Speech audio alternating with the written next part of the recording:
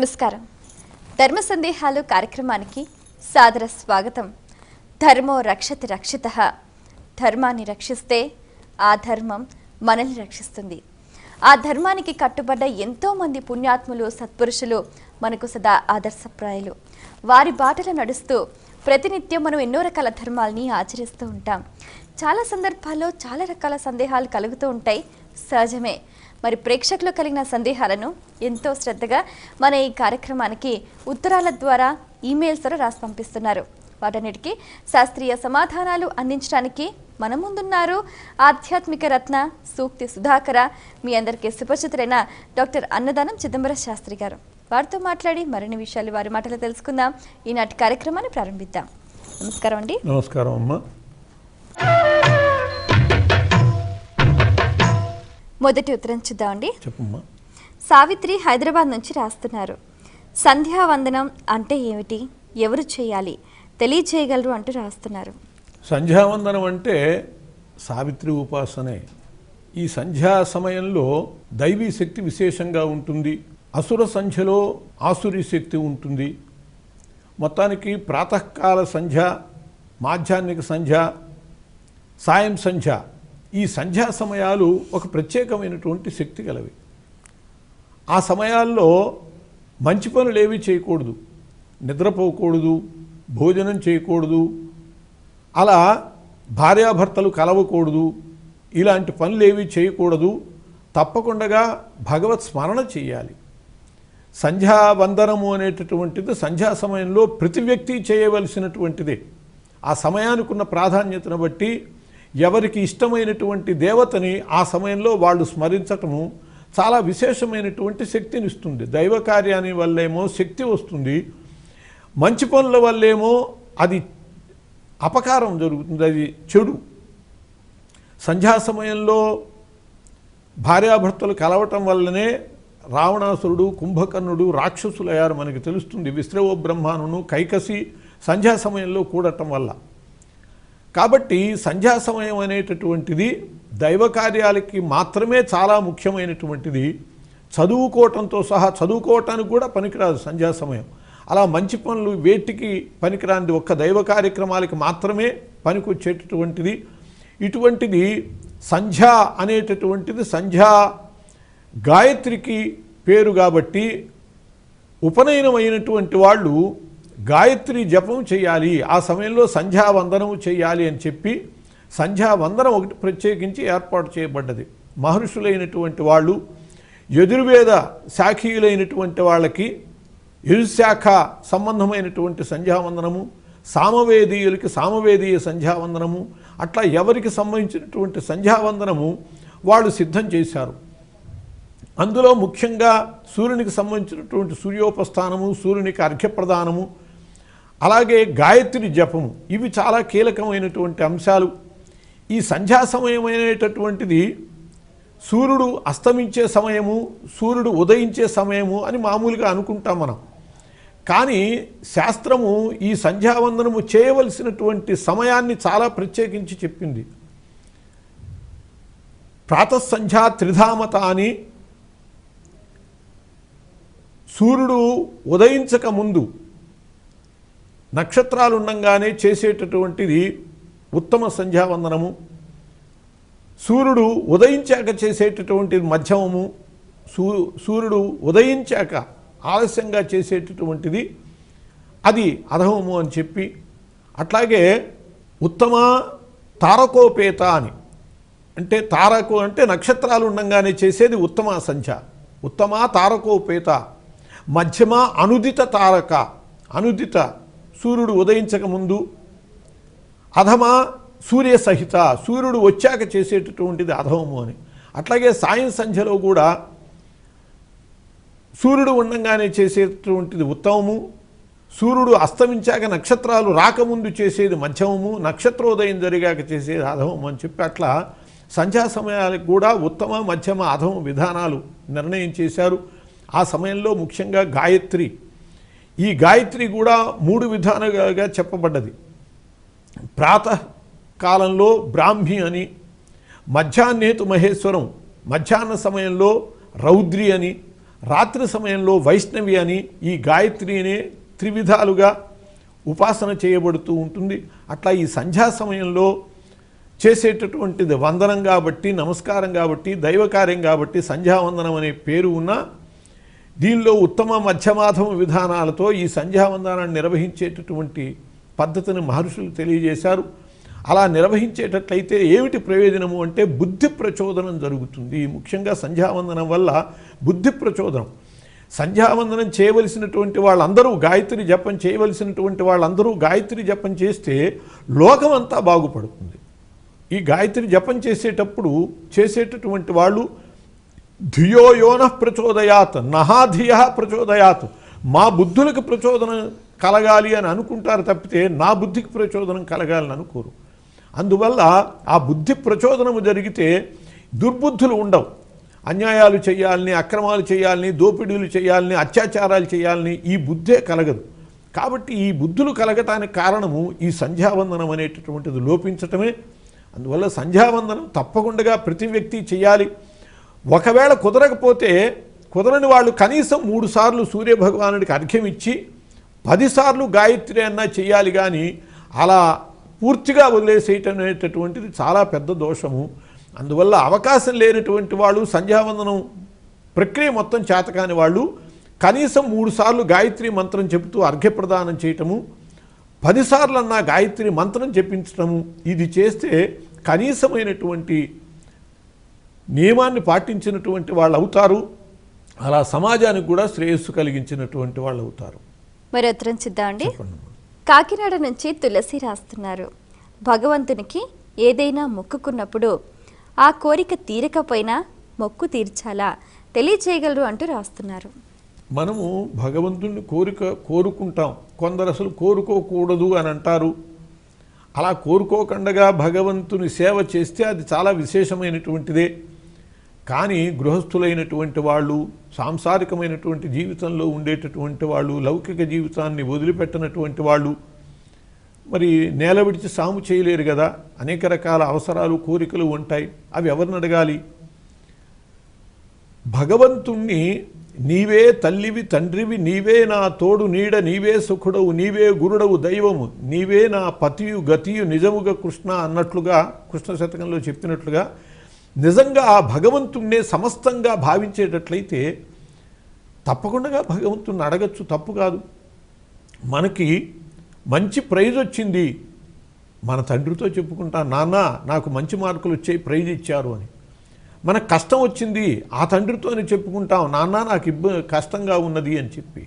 అలా ఎలాగైతే మనము మన తండ్రికే మన కష్టాలు, నష్టాలు, సుఖాలు, దుఃఖాలు అన్నీ చెప్పుకుంటామో అట్లా మనకు ఆయనే తండ్రి అని అనుకున్నప్పుడు నిజంగా మనస్ఫూర్తిగా ఆయన్నే తండ్రిగా భావిస్తే ఆయనకి మనం చెప్పుకోవటంలో తప్పు లేదు. ఆయన కూడా దాన్ని వేరుగా భగవంతుడు తలచడు. కానీ దానికోసం మొక్కులు మొక్కుకోవటము అనేటటువంటిది, ఈ మొక్కులు అనేటటువంటివి మొక్కుకున్నప్పుడు కోరిక నెరవేరలేదు కాబట్టి తీర్చక్కర్లేదు అనేటటువంటిది సాధారణంగా అనిపిస్తుంది. కానీ మనస్సు అంతరాత్మ ఒప్పుకోవాలి. భగవంతుని గురించి నేను ఇది చేస్తాను అన్నాను కాబట్టి చేసేద్దాం. పైగా ఆయన నాకు ఈ కార్యం చేస్తేనే ఇది ఆయనకి చేస్తాను అనేటటువంటి మొక్కు కూడా మంచిది కాదు. ఆయన కోసం మనం చేస్తాం, మనకి చేయవలసినటువంటి బాధ్యత ఆయనది. మనం మన బంతిని ఆయన కోర్టులోకి నెడితే అది ఎలా ఎప్పుడు వేయాలో ఆయన వేస్తాడు. ఆయనకి తెలుసు. మనం ఆయన్ని నమ్ముకున్న వాళ్ళమైనప్పుడు మనకి ఏది ఎలా ఎప్పుడు చేయాలో ఆయనకి తెలుసు, మనకే తెలియదు. మనం ఒక్కొక్కప్పుడు ఏదో ఒక వ్యక్తి నుంచి ఒక ప్రయోజనాన్ని ఆశిస్తున్నాం, ఆ వ్యక్తి ఆ ఊళ్ళో ఉంటే బాగుండు అని చెప్పి అనుకుని బయలుదేరాం. ఆ మనిషిని మాట్లాడగలగాలి, బస్సు అందితే బాగుండు అని చెప్పి మనసులో అనుకుంటాం. బస్సు అందాలి భగవంతుడా, ఆ బస్సు అందితే నేను టెంకాయ కొడతాను, ఆ ఊరు బస్సు అందితే అని. కాస్త ఆలస్యమైంది, హడావిడిగా పరిగెత్తుకెళ్ళాం, బస్సు కాస్త వెళ్ళిపోయింది. అయ్యో బస్సు అందించలేదు అని చెప్పి మనం వాపోయాము. వెనక్కి తిరిగి వస్తుంటే ఆ వ్యక్తి ఈ ఊళ్ళోనే ఉన్నాడు, అక్కడ కనపడ్డాడు. కాబట్టి బస్సు అందాలని భగవంతుణ్ణి కోరుకోవటం మంచిదా, బస్సు అందకపోవటం మంచిదా మనకి తెలియదు. కాబట్టి మనకి ఏది మేలో మనకి తెలియదు కాబట్టి భగవంతుణ్ణి ఫలానిది కావాలి అని కోరుకోవటం కంటే నాకు ఏది మేలో అది భగవాన్ అని చెప్పి కనుక అనుకునేటట్లయితే మనకి సమస్తము మేలే జరుగుతుంది. మన అంతరాత్మ ఒప్పుకోదు. భగవంతుని గురించి ఒక మొక్కుకున్నాక అది ఎంత జరిగింది, ఎప్పుడు జరిగింది, ఎలా జరిగింది అని మనకి తెలిసేది కాదు. ఏదో రూపంలో భగవంతుని వల్ల ఆ అనుగ్రహం చేకూరుతుంది. ఒకవేళ నిజంగా మనకి అది జరగకూడదైతే ఆయన మనకి చేయడు. అది జరగకూడదైతే ఒక ఉద్యోగం అనుకున్నాం, ఇంతకంటే పెద్ద ఉద్యోగం రావాల్సినప్పుడు ఈ ఉద్యోగం ఇవ్వకూడదు ఆయన. కాబట్టి మనం మొక్కుకున్నది అంటే ఉద్యోగం ఇవ్వలేదనుకోండి, ఆ మొక్కు తీర్చక్కర్లేదు అనుకుంటే ఎట్లా? ఇంతకంటే విశిష్టమైనటువంటిది మన మీద ప్రేమతో ఆయన ఇచ్చేటప్పుడు ఒక మొక్కుకున్నప్పుడు మన అంతరాత్మ చెబుతుంది తీర్చక్కర్లేదు అని చెబితే తీర్చక్కర్లేదు. మన అంతరాత్మ కనుక ఆ భగవంతునికి అనుకున్నాక ఎందుకు తీర్చకుండా ఉండాలి అని అనిపిస్తే తప్పకుండా తీర్చటమే మంచిది. మొక్కు అనేటటువంటిది మన అంతరాత్మ శుద్ధితో మనం ఆయనకి సమర్పించుకోవటం. మరి ఉద్ధరించిద్దామండి. ఏలూరు నుంచి సృజన రాస్తున్నారు, బాలారిష్టం అని అంటూ ఉంటారు, అంటే ఏమిటి తెలియచేయగలరు అంటూ రాస్తున్నారు. బాలారిష్టము అంటే పిల్లవాడు పుట్టంగానే ఆ పుట్టినటువంటి క్షణాన్ని బట్టి జాతకం వేస్తారు. ఈ జాతకంలో ఒక్కొక్క చోట ఒక్కొక్క గ్రహం ఉండేటట్లయితే దాన్ని బాలారిష్టము అంటారు. లగ్నం నుంచి అస్తమంలో 8వ ఇంట చంద్రుడు కనుక ఉండేటట్లయితే అది బాలారిష్టం. చంద్రుడు దోషగ్రస్తంగా ఉన్నాడు అని చెప్పి ఆ చంద్రుడికి శాంతి చేయించాలి. అలాగే రాహువు నవమంలో ఉంటే అది బాలారిష్టం. శని లగ్నంలో ఉంటే అది బాలారిష్టం. గురువు తృతీయంలో లగ్నం నుంచి 3వ స్థానంలో గురువు ఉంటే అది బాలారిష్టం. సప్తమంలో కుజుడు ఉంటే బాలారిష్టం. షష్ఠంలో 6వ స్థానంలో భృగువు శుక్రుడు ఉంటే బాలారిష్టం. ఇటువంటివన్నీ కూడా బాలారిష్టాలు. బాలారిష్టం వల్ల ఏం జరుగుతుందంటే వాళ్ళు దాదాపుగా 5, 6 ఏళ్ల వయస్సులో ఈ బాలారిష్టాలు ఎక్కువ కనుక ఉండేటట్లయితే వాళ్ళు మరణించే ప్రమాదం కూడా ఉంటుంది. కాబట్టి శాస్త్రం ఏం చెబుతోంది అంటే పుట్టాక 4-5 ఏళ్ల దాకా అసలు పూర్తి జాతకం వేయొద్దు అని చెబుతోంది. ఎందుకంటే వాడు బట్ట కట్టాక వాడి జాతకం మనం చూడాలి, కానీ పుట్టంగానే వాడు మొత్తం వాడి జాతకం వేయవలసినటువంటి అవసరం లేదు అని చెప్పి శాస్త్రం చెప్పింది. దానికి కారణం ఏమిటంటే ఇటుకో ఈ బాలారిష్టాల నుంచి వాడు తప్పించుకుంటే అప్పుడు వాడి జాతకం ఏమిటో వాడి భవిష్యత్తు ఏమిటో మనం తెలుసుకుంటే అర్థం ఉన్నది. కానీ ఈ లోపలే వాడు బాలారిష్టాలతో పోయేటప్పుడు వాడి గురించి మిగతావన్నీ వేయటం అసంగతము. అలా వేయకూడదు అని చెప్పి శాస్త్రం చెబుతోంది. అందువల్ల ముందు పుట్టంగానే జాతకం వేసి ఎంతవరకు చూడాలి అంటే బాలారిష్టాలు ఏమైనా ఉన్నాయా, నక్షత్రం ఏమైనా దుష్ట నక్షత్రమా, లేదు నక్షత్ర పాదం ఏమైనా చెడుగా ఉన్నదా, అతడు పుట్టినటువంటి ఆ శిశువు పుట్టినటువంటి నక్షత్రము తల్లిది కానీ తండ్రిది కానీ అయిందా, సోదరులది కానీ అయిందా, వాళ్ళకి అరిష్టం, వాళ్ళకి మంచిది కాదు.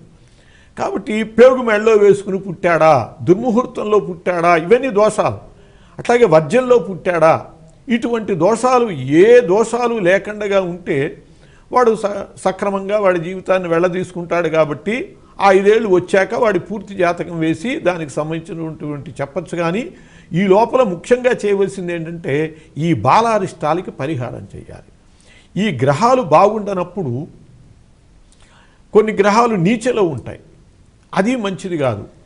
నక్షత్రము బాగుండకపోతే ఈ శాంతులు ఏవైనా కూడా నక్షత్రం తిరిగే లోపల చేయటం చాలా మంచిది. పుట్టాక వీడు అశ్విని నక్షత్రంలో పుట్టాడనుకోండి, మళ్ళీ అశ్విని నక్షత్రం వచ్చే లోపల అంటే 27 నక్షత్రాలు తిరుగుతాయి కదా, మళ్ళీ అశ్విని వచ్చే లోపల ఈ శాంతులు అనేటటువంటివి చేయించటం చాలా శ్రేష్టం.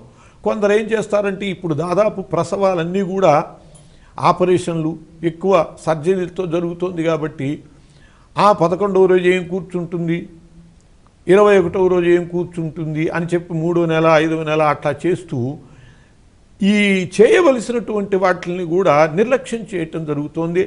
అలా కాకుండా బాలసార కార్యక్రమం అంతా కూర్చోలేకపోతే కనీసం ఊరికినే ఒక క్షణం కూర్చుని అట్లా ఆచమనం చేసి ఆ జపాలు చేసే వాళ్ళకి ఋతువరణలు ఇచ్చే వరకైనా సరే ఈ బాలారిష్ట దోషాలు ఆయా స్థానాల్లో ఉండకూడని స్థానాల్లో ఆయా గ్రహాలు ఉండటమే బాలారిష్టం.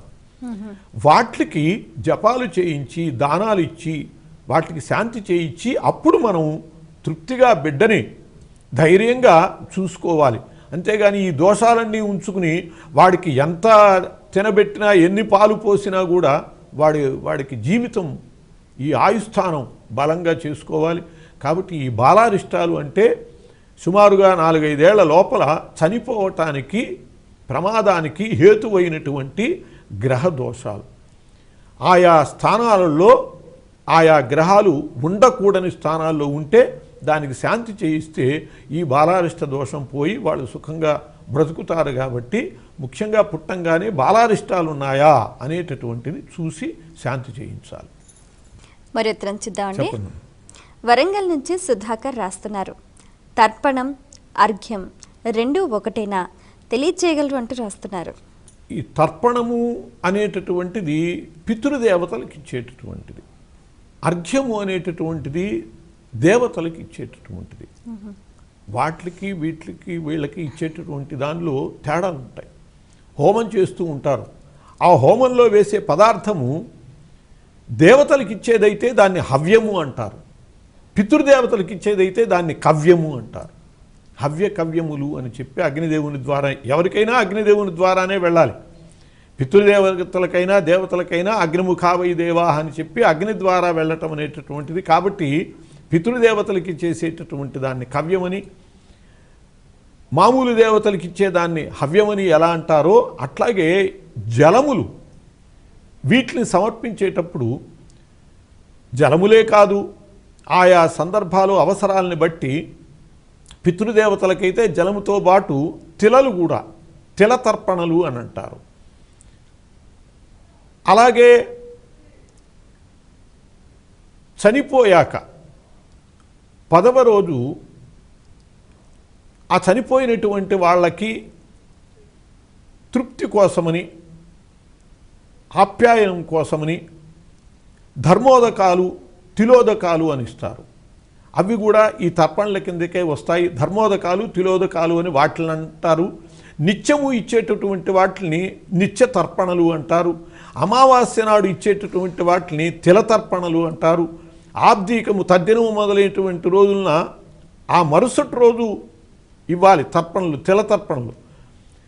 పరేన్ని మరుసటి రోజు ఇవ్వవలసినటువంటిది అది ఇవ్వకపోతే పితృదేవతలకి చెందవలసినటువంటివి ఏవి చెందవు పిండాలుదులు కూడా. అందుకోసం ఏం చేస్తారంటే మరుసటి రోజు తర్పణలు ఇచ్చేదాకా వీడు ఉండకపోతే మధ్యలో ఏదైనా జరిగితే అందుకోసమని ఆ పరేన్ని కర్తవ్యము అవ్వాళ్లే పూర్తి చేసి తద్దినం కాంగానే తిలతర్పణలు ఇచ్చేవి ఉన్నాయి.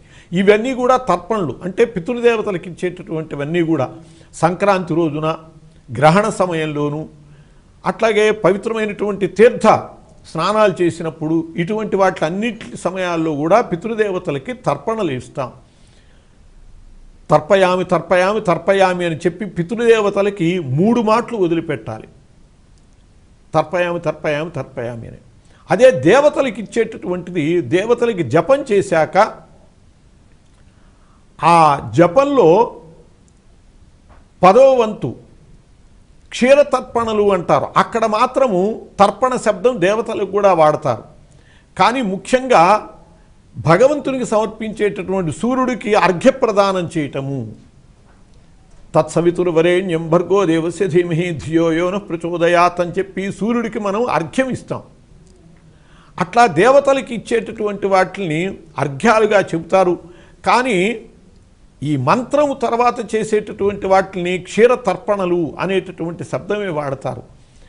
ముఖ్యంగా అర్ఘ్యము అనేటటువంటిది దైవతాలకి, తర్పణలు తర్పణ అంటే తృప్తిపరిచేటటువంటిది అని. అందువల్ల దేవతలకి తృప్తిపరిచేటటువంటి దాన్ని తర్పణము అనొచ్చు.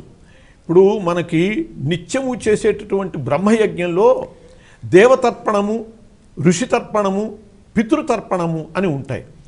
దేవతర్పణము ఒక్క మాటు ఇస్తాం, బ్రహ్మాదయో ఏ దేవా, బ్రహ్మాది దేవతలకి బ్రహ్మాణం తర్పయామి అని ఒక మాట తర్పణం ఇస్తాం. ఋషులకి వాళ్ళకి దేవతలకి ముందు వైపు నుంచి తర్పణలు ఇస్తారు. ఋషులకి చిటికిన వేలు కింది భాగం నుంచి, అక్కడి నుంచి కృష్ణద్వైపాయనదయో ఈ ఋషయ అని చెప్పి ఆ ఋషులకి ఇచ్చేటటువంటివి 2 సార్లు ఇవ్వాలి తర్పణలు. పితృదేవతలకు ఇచ్చేవి బొటన వేలు చూపుడు వేలు మధ్యలో నుంచి ఇస్తాము, దాన్ని పితృతర్పణలు అంటారు. ఈ మూడిటిని బ్రహ్మయజ్ఞంలో ఇచ్చేటటువంటి వాటిని తర్పణ శబ్దమే వాడతారు.